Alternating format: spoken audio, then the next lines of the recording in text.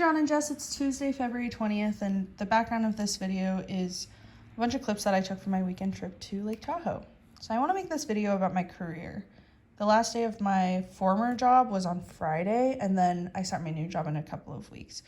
But to be honest, I've kind of been procrastinating making this video because I just can't think of any really big thoughts or feelings or profound updates to share regarding the matter. I thought it was gonna be super emotional, like cry a whole bunch last Friday.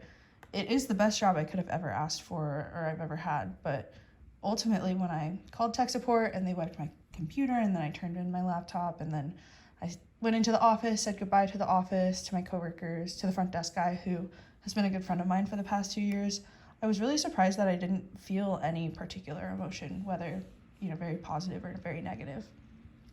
It's weird. This is the first real decision I've ever had to make for myself. I went to elementary school in the school district that mom and dad lived in.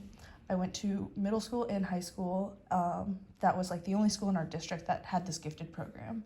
And then I went to the college that was the best school I got into. I majored in something dad told me to major in.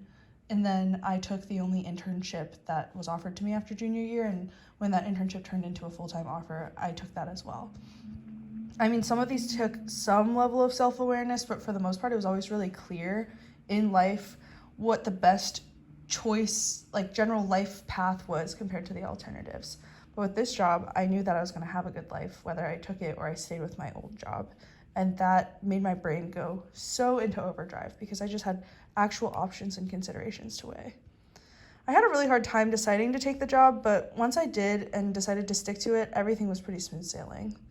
The decision, I've realized, is so much harder than the outcome. John and Jess, I'll see you on the family Zoom.